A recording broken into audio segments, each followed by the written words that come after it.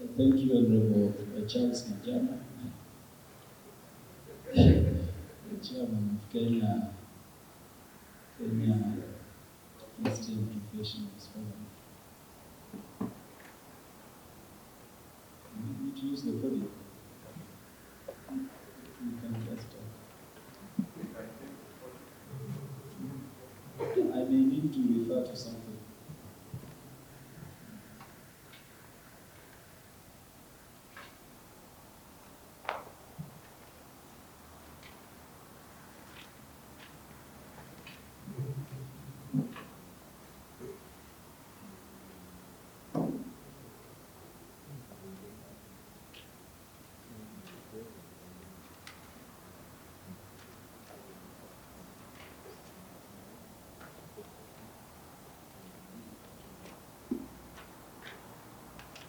As God is good all the time. We were with Honorable Charles Najama at the University of Nairobi. I was 1 year ahead of him. And thank God he's done very well on matters of spirituality, far better, and on matters advocacy. When I got the letter inviting me on 18th April 2023, I asked myself why. You may not know it, but we are in times when it is very difficult and very cold to fight for what is right, not only in Kenya, but across the world. So I felt very happy that there are people I could sit and win the war. Because it was at a time I was engaged in a battle for what is right. It is very easy today to be on the side of what is wrong.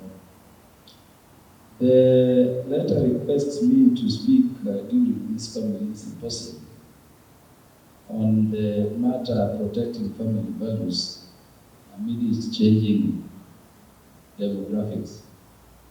In the face of it, it looks very easy. I say this is a very complicated one. And complicated why? Complicated because of the times where we are.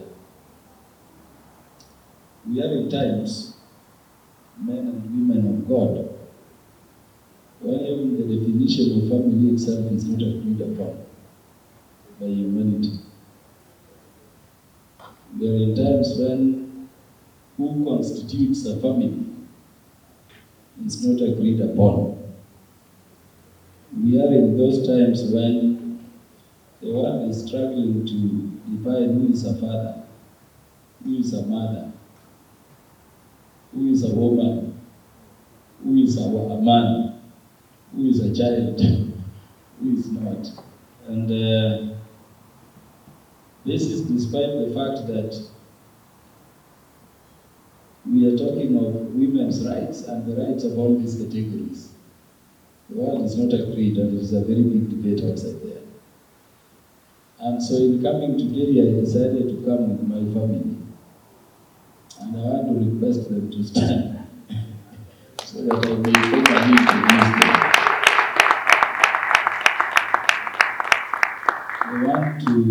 My left is Penina Samba. Penina Samba is my sister and an advocate of the High Court of Kenya. Penina, you're welcome. The guy next to Penina, for those who think I'm still very young, is my daughter, Yvonne Awolo. Yvonne graduated, she is still unemployed. Welcome, Yvonne. And then for those who think I only have a daughter, the lady standing is Velin Aswede. Velin is my daughter-in-law. So my eldest son is married a beautiful Velin. Velin, you are also welcome. So we are beginning to define a family. And that is where we are. The courage we have is that when you look at Article 45 of the Constitution of Kenya,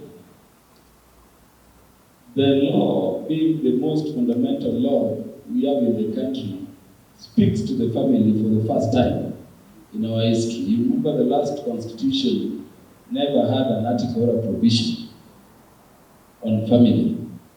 Our current constitution has dedicated our own article 45 to the family. And Kanjama, as a better lawyer, you will, together with the lawyers present among this team of Christian professionals, look at the inadequacies of that law. The lapse, Honorable Kanjama, you will first notice, is that family is not defined. It clearly says that the family is the fundamental unit of the society and the basis for those many other things. And so it is a very purposive definition in terms of what the family roles in the society should be. But you're not being told what a family is.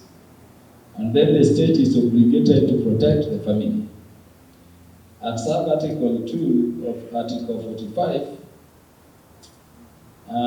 they talk about the institution from which the family is birthed, marriage. And it says that everyone has the right, provided they are adults, to marry a person of the opposite sex. And then when you look at it, you begin to realize how difficult things are getting. Marriage is not defined. What is opposite sex in the context of LGBTQ? Sex is also not defined in the Constitution. And those are the lapses you noted the Supreme Court was speaking to mess around our laws, to entrench the perversions we are fighting as Christian professionals currently. What is the definition of sex? And what is sex or opposite sex when you are dealing with lesbians, the gay people, the people calling themselves bisexual, the other one is who are transgender, queer questioning. How can your gender or sex be queer? What is questioning? When you say your gender is questioning plus, this gender category called plus, what is it? But when the Constitution at Article 45, sub-article 2, says that you have a right to marry members of the opposite sex, or people of the opposite sex, and you are a bisexual in the manner they define themselves, who is this you're going to marry? Where, that sex is not defined. That is something during the symposium we want to look at. The Constitution at Article 26 talks about then the right to life. Before I go there, look at Article 45 also in terms of the manner in which it is couched. And I'm mentioning this, ladies and gentlemen, so that at the end of the forum, you may be picking what to have a look at if you are to propose amendment to the Constitution later on. It says, everyone has a right. Who is everyone in the context of LGBTQ? Something to think about. In Article 26 of the Constitution, the right to life is protected. And it says at sub-article 2 that life begins at conception. Look at sub-article 3 and sub-article 4 of Article 26. And I want us to pick this so that we provide anchorage for what I'm going to say in a very short while. It says that despite life beginning at conception, that life can be taken away through or by written law. And it says at sub-article 4 that trained medical professionals, can decide that abortion will be effective. Trained medical professionals, not licensed doctors. Trained medical professionals. You see the vagueness we are talking about there. As lawyers, you train to be a lawyer. Then to be a person who can be regulated as a professional, you go through some training to be an advocate. That is the difference.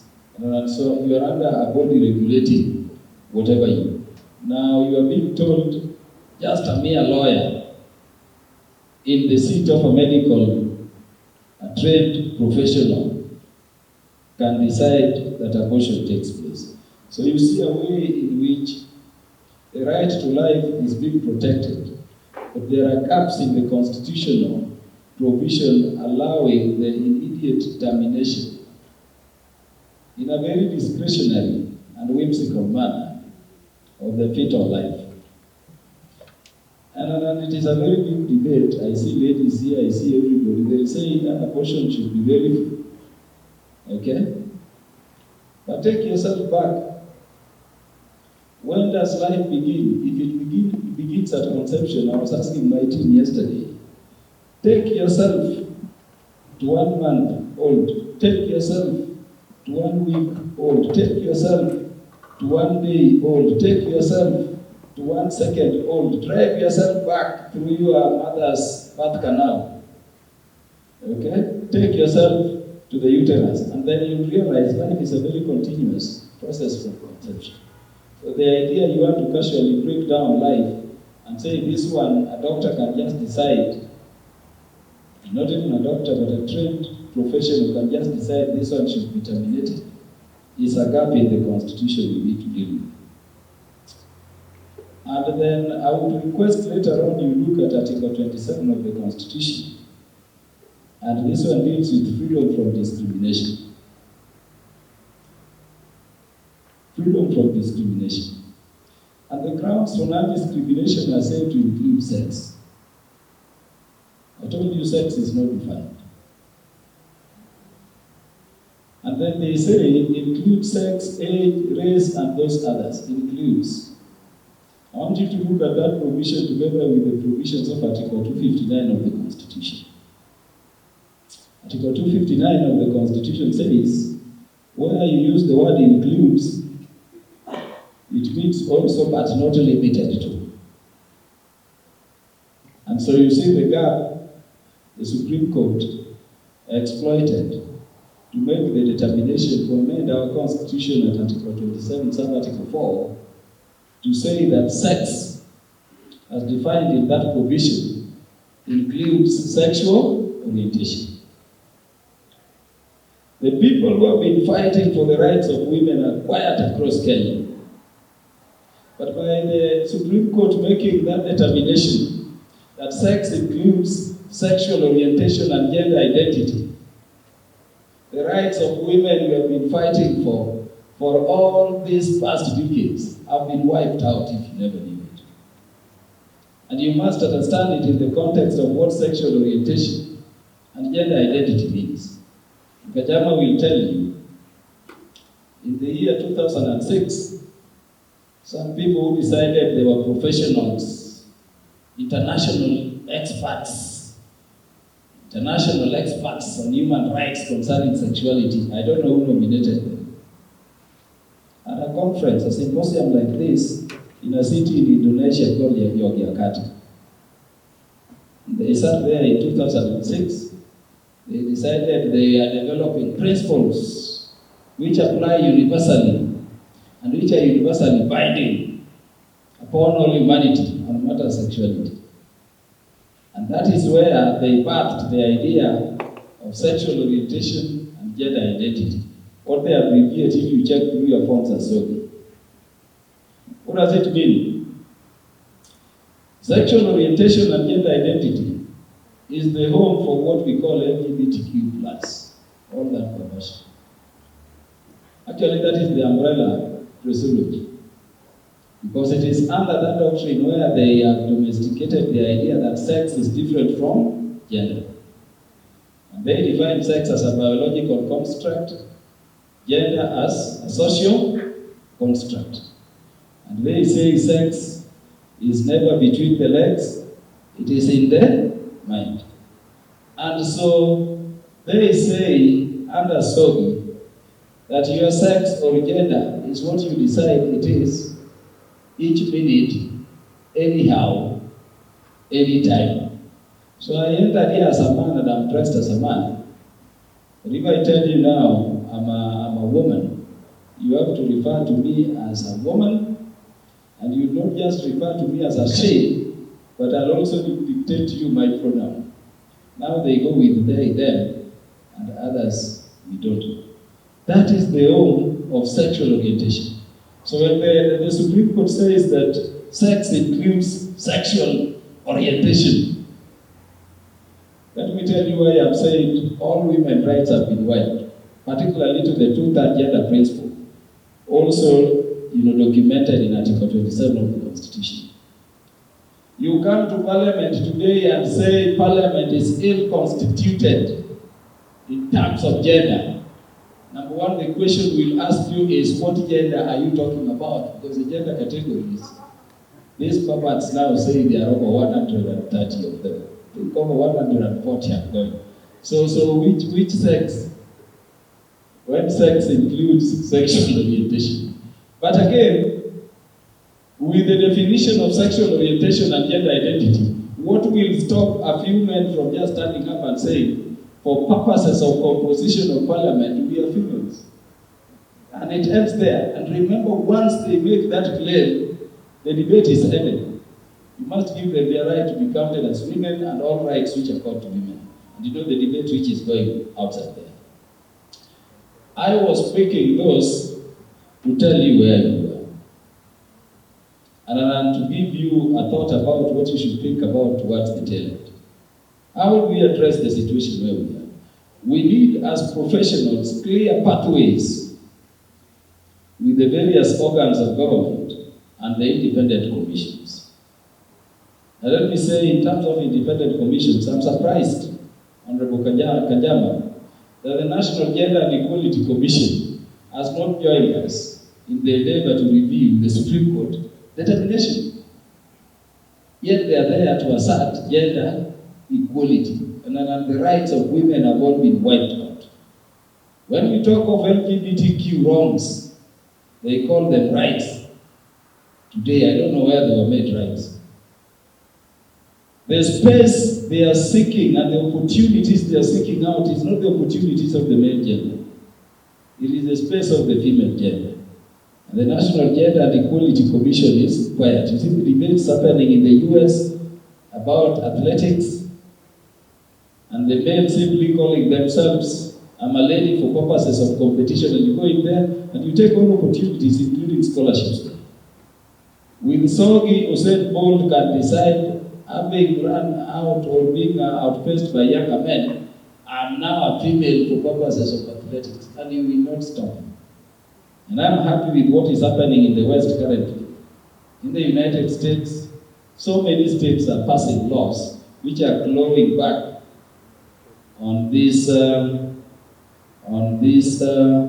LGBTQ wrongs being called rights. You go to Alabama, Kentucky, Utah, Florida, and currently, by the way, on a positive note, there are over 300 bills in the United States alone seeking to chip the gains made by these perverts calling themselves LGBTQ. And I'm deliberately calling them perverts because perversion is to move from what is normal or natural. So they are perverts. In Europe, in the UK, in Canada, in as much as they agreed to sex change procedures and surgeries, now they have lifted the age to the age of adult. And that is encouraging. They are going to 18 years so that they are no longer mutilating children who cannot make those decisions. Where do we go? We need very clear pathways with Parliament. We need very clear pathway with the executive. We need very clear pathway and working relationship with the judicial arm of government. In terms of the executive, we developed the National Policy on Family Protection and Promotion in 2017, when you remember CSW was there. And I'm grateful the Christian community in Kenya participated. And if you look at the document, it captures what a family is, the family values, and what we should be protecting.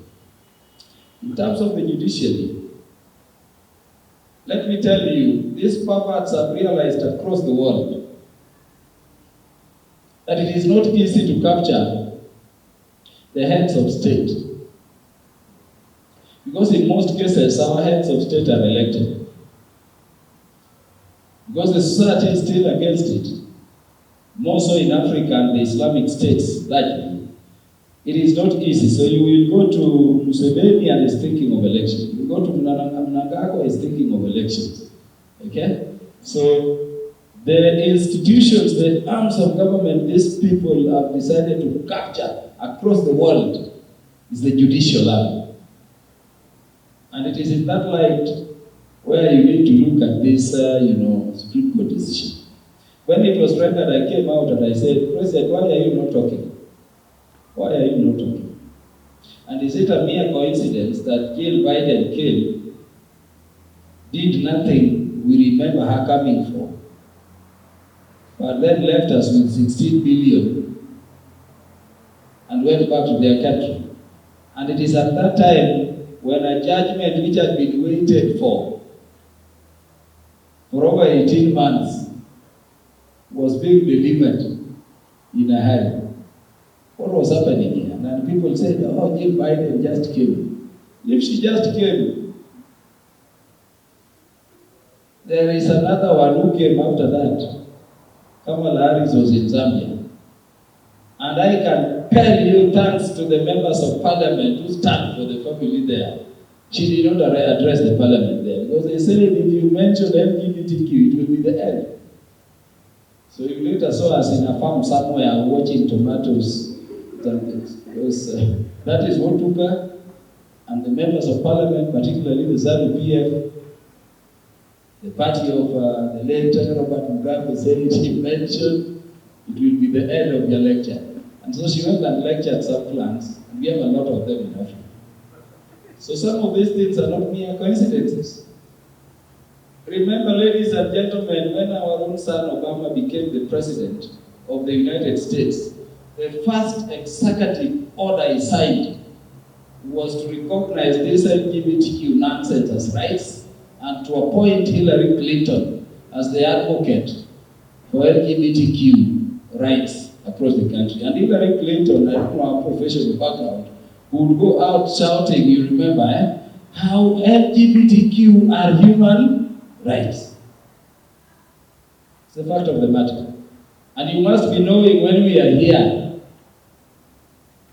that the main engagement of the Obama Foundation since he left presidency is advocating for LGBTQ rights. That is where money is. A lot of money there. If you're not a Christian, you can go there and make your money.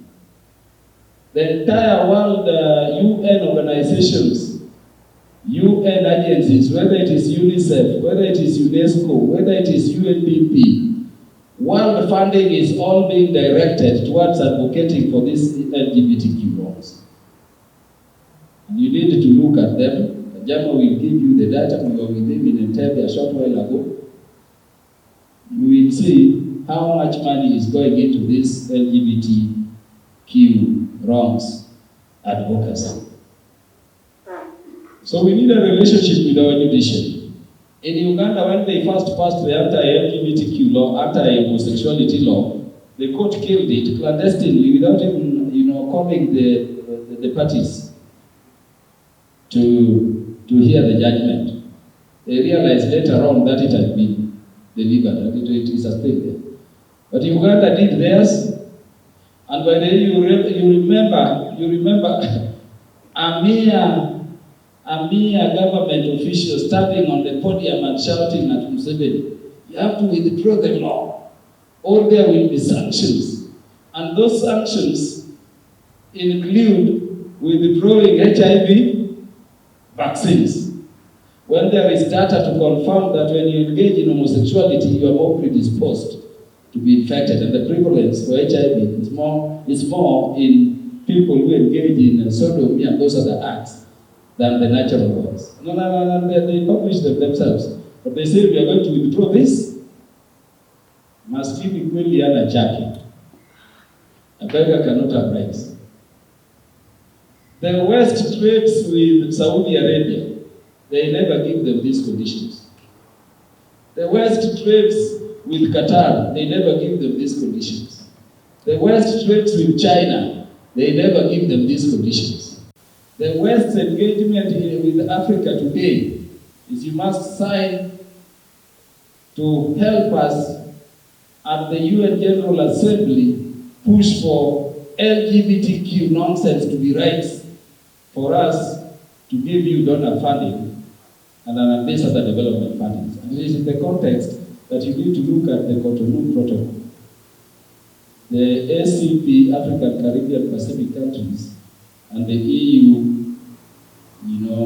partnership arrangements, which you remember was started on the basis that they'll be giving development funding to Africa based on need. Now they are saying, and that is the reason we have refused as Parliament to agree to our state signing the second, post-Cotonou, agreement. They are saying, number one, development funding will now be given on the basis of competition between states. And this competition is how much you advocate and entrench LGBTQ wrongs as rights in your country. That's number one. But number two, you will start with the European Union at the United Nations General Assembly when they are pushing for this LGBTQ nonsense to be rights. Honorable Kajama, these people keep talking about LGBTQ rights. Where are they prescribed in the Universal Declaration of Human Rights as rights? Nowhere. But they say they're rights.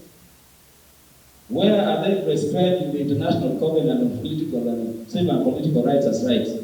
It's nowhere. Check any international instrument where all humanity sit together. They are not there. What have they done? The other capture is to pick on the UN agencies, like the Office of the Commission on Human Rights. So they have professionals there, they have been trained. And look at the biodata of the people we have there, including the representative of Africa. I want you to do the biodata of our people working in the Office of the High Commissioner for Human Rights in the United States, in the UN. Our representative is a lady whose best CV is that she was running homosexual brothels in Cape Town, Pretoria, and Johannesburg, and it is written there, and it is no issue. What agenda will they push? So the courts have been captured because we gave courts interpretative jurisdiction. Okay? And we gave given courts a lot of power. How do you engage with them? Sit with the courts. I don't know whether we can be pushing for a bit of education at the Judicial Training Institute, maybe, or in their regular colloquium, maybe. But I can tell you as protectors of the family, the time has come for you to have a foothold and have an address to judges, because these changes on matters LGBTQ and sexuality are moving too fast for them. The last arm of government to pick, and I think the easiest now because they are in it, is Parliament. They have an engagement with Parliament. We are currently engaged in Parliament with the laws relating to the family, and we are happy the new constitution mandated that within 5 years they are to be enacted. So I sat in Justice and Legal Affairs Committee when we came with the Matrimonial Properties Act, which removed the 1882 English matrimonial property law which was applicable to Kenya up to that time. We did the Marriage Act. We've come up with the Children's Act. A new one was enacted just before the end of the last parliamentary term. A few gaps, we'll continue improving on it. The Law of Succession Act is being brought attuned with the current circumstances. Adoption laws are prescribed within the Children's Act. And of course, we have tried to define these things in a clear way. We are currently, as Parliament, engaged in an endeavor to come up with a Family Protection Act. And initially, we were thinking of just having an anti-homosexuality law. Then we realized there are so many issues concerning the family beyond the nonsense that is LGBT. And so we need to provide for it. Very quickly, what are we dealing with in the family protection legislative proposal? One, we want to define sex. We want to define who a woman is. We want to define who a man is. We will define what marriage is, and we will define the institution of family in very clear way. And for doubters, being male or being a man will be the biological state, simple, of being male. And we will define what being male. Being a woman will be the biological state of being female, as observed at birth, not as determined or assigned. We don't assign sex. Sex is assigned by God, the creator of all that is on earth, isn't it? So we will define it simply that way. A woman will be an adult female. We will define what a female is, because they now want us to define it. It will not be left to your thinking. The family will be defined, just as we will also define what marriage is. So don't tell us bisexuals will be marrying opposite sex, or transgender, whatever you call them. Male and female created them, and we will go that way. And lest I forget, let me just tell you, this is the best time for the religious community, the people who believe in God, to come up. And I'm happy you are coming up, beginning before and during this symposium. Because when a person says you can be born male, but you change yourself to be female, and you are antagonizing God, these are people limiting God from your life, religion. It's simple. So this battle is full. So we need to come up and fight. We will prescribe acts which are harmful to the family, and we will stop them. Having defined the family, we will set out with clarity the rights of a parent to their bringing of their children, and the duties and responsibilities of a child to be brought up. And bringing up here is not just physical or mental, but it will also be spiritual. And by the way, the International Covenant on Civil and Political Rights give parents that right to determine even the education your child goes to. It has not reached here, but they are pushing it. In the US today, because healthcare is integrated with education, you can send your daughter to a school and she comes back during holiday, a man, complete with a name. In other circumstances, complete with another spouse of the same sex. You have nothing to do about it. So whether it is in the school environment, whether it is in general upbringing, whether it is in the family context, a natural family, we are taking it back there.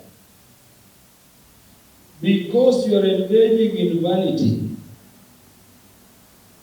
a sexual relationship which cannot yield a child, we will not allow these LGBTQ people or homosexuals to adopt. If you don't want a child, why adopt other people's children? It's as simple as that. So that one is going to be explicit. Okay? Our biggest challenge now is that they are bringing comprehensive sexuality education. And so when we mention it, people are asking, why does he want to stop some sex education? In the African culture, we were being taught something about sex. I grew up under my grandfather. They taught how to be a man, to be a good boy. Girls were with their grandmothers or aunts. They are being taught sex and this matter sexuality in a very organized way. So what we are fighting for is sexual education that is age appropriate, that is favorable to the circumstances and the culture of Africa. We will not allow you to sit somewhere upon the passage of this law to be educating my child on sexual pleasure and abortion. Abortion rights on demand without information to the parent or parental consent. You will not do that without informing. And let us talk about it as Christians. My daughter may abort, and my daughter may be even ashamed to tell. But there are post-abortion complications which can even stop them from bearing children in future. Inform me as the medical profession so that I may intervene for her, because the fact that she aborted does not make her cease to be my daughter. I still have, as the head of her family and as her father, to love her and protect her. It will also let me know that my child is now sexually active. Who do I send her to? For what guidance? How do I prepare her to go through that stage in life? We are going to prohibit, ban completely sex change. Sex change. They call them sex change operations or procedures. Sex reassignment surgeries. And this is where I want to end so that we can debate other things. Germany. The story of David Rema is known. The story of Dr. John Mani is also known by all of us, isn't it? Because it is Dr. John Mani who came from nowhere. He said, sex is different from gender. That you can be of one sex, but be of a different gender, and you will still enjoy life. And he hypothesized, but he never did experiment. So David Rema comes in, and having watched it, the parents take David Rema, and you know the sex, whatever, change procedure is undertaken. And John Mani has now a platform, having used David Rema as an experiment, to say it is now confirmed, it is now scientifically confirmed that sex is not necessarily aligned to gender. Gender is a social construct, gender roles. The truth is that while he was misleading the scientific world that people were celebrating, David Rema was hurting. David Rema was hurting. And you know, as I do, that David Rema later committed suicide. Reparation measures were instituted. And despite all that, we've never retracted from the fact that sex and gender are naturally aligned. We are still going with their hypothesis, despite it having been debunked. What am I telling you, in short? The sex change procedures in the United States alone, it is a $5 billion business industry annually. Remember, once they mutilate you and change your sex, you become an object for Medicare and medication throughout. You need treatment, you need medication. And there are hospitals in the US who can mutilate up to 5 in a day. So what did these people decide? How do we sustain this industry? The numbers are limited. Come up with comprehensive sexuality education and teach it to the most valuable category of our family and society, the children, because they are easy to confuse. What is taught in comprehensive sexuality education? From kindergarten, a child is told you could be trapped in a wrong body. Were we all not trapped in somebody before? I was trapped in my mother's body. Yeah, in a body that is not my sex. I'm a man, but I was trapped. Until birth, I was trapped in my mother's body. And it is beautiful to be trapped, because otherwise you will not be. You are trapped in another body. So a child, you can imagine from kindergarten, is being taught that you could be trapped in a wrong body, meaning your gender may not be what physically observed as your sex. And then they lecture them on this transgenderism, all these gender categories, which I told you the last time I was counting in the evening, they were 147. So you are teaching a child at kindergarten what astro, I hear there are even some which are related to the stars. Do they understand? They can't. And then they introduce what they call gender affirming care. Gender affirming care. The child now has to identify their gender themselves, and then you are walked through. So if your son decides he is a girl, or he feels he is a female, how do you feel you are a female without being born a female? How do you know how they feel? But what do you do? Injection with hormones. You know, as Christians, at puberty, your physical, biological characteristics, whether you are male or female, start manifesting, isn't it? So that if you are a girl, your breasts will grow, your hips broaden, isn't it? If you are a boy, your chest will broaden, your voice drops and, broadens. So if you're a boy saying you feel you're a girl, they start injecting you with hormones, puberty blockers, so that the features of a boy will not manifest, and you are injected with estrogen. So the features of a girl manifest. The end of it, as you know, is that you are castrated. They call it bottom surgery. Okay? And they do mutilate your parts and place a lady there. What has been confirmed by the world is that even if you physically manipulate and mutilate yourself, you can never change your sex, because you will never alter your chromosomes. If you are born XY, you will remain XY. You can never change your genetical, codes. If you are born a man, you will remain a man. And even if you are found in the grave several years ago, you will remain that way. So that is where we are. We are going to manage. Across the West, they are talking about reducing. Uplifting the age to adulthood. For our purposes now, we're just banning it completely. Because it is also confirmed scientifically now that people who have gone through sex change operations and procedures are prone to suicide. The ones who don't die are distressed for eternity.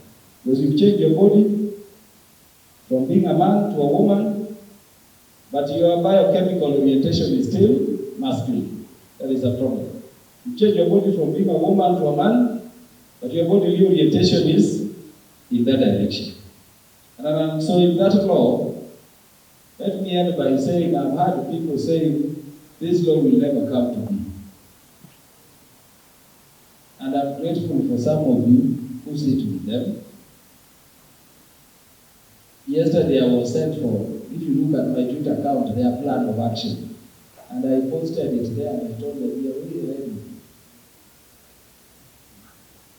Let me end by saying, the Family Protection Bill is going to pass overwhelmingly. I don't think the people who are opposed to it will be comfortable sitting in Parliament on the day it goes to debate. Because we've also been here long enough to know how to make bills pass into law. So that day you hear us saying, it is either you are with Kenya or you belong to Sodom and Gomorrah. And because we know where Kenyans are, the citizens of Sodom and Gomorrah, we know their speaker, they'll run out of that house. So we are very ready, the bill is as good as ready. It has gone through the Budget and Appropriations Committee. It has gone through it is now before the Justice and Legal Affairs Committee, but administratively. We are going to limit rights. You cannot say that you will be walking naked before me with my family, and you say it is your right. Your right ends where mine begins. And then when you look at the Yogyakarta principle, they are saying those rights, sexual rights of LGBTQ people supersede all rights. So homosexuals can come to your house, and despite your right to decency and family protection, you are the one to walk out. That's nonsense. You are going to say your rights must end where ours begin. So if you imagine gay pride, forget about it.